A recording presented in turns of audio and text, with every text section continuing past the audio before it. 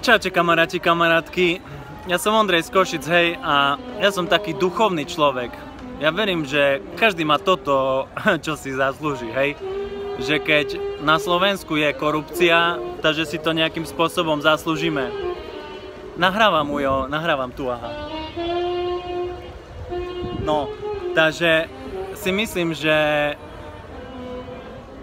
toto máme, čo si zaslúžime, a máme to preto, že sme neurobili nič preto, aby to bolo lepšie.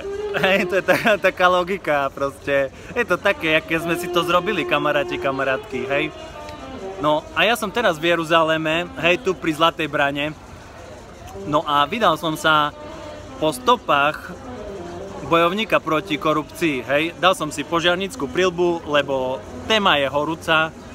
A tuto až do Jeruzalema siaha ten príbeh toho človeka, ktorý je môjim vzorom, a to je Ježiš, hej. Lebo on prvý poukázal na to, že v tom chráme, hej, odkiaľ sa riadila tá spoločnosť, že tam točia love. Hej, poukázal na to, zariskoval trošku, ale zmenil svet, kamaráti, kamarátky. Aj vy môžete zmeniť svet, hej. Keď sa vyjadrite ku veciam, ktoré sa vám nepáčia, hej, keď to urobíte s dobrým zámerom, tak určite to bude mať nejaký dobrý vplyv na ten svet, lebo vy keď veríte, že je to správne, hej, a že to pomáha ľuďom, tak to jednoducho, sa treba ozvať, hej.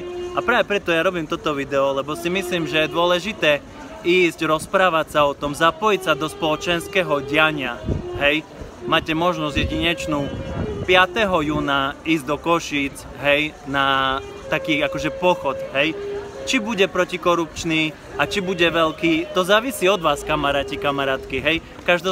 Jednoznačne máte tú šancu sa tam zapojiť a ja by som tam bol, hej, ale ešte tu v Jeruzaleme mám vybavovačky, hej.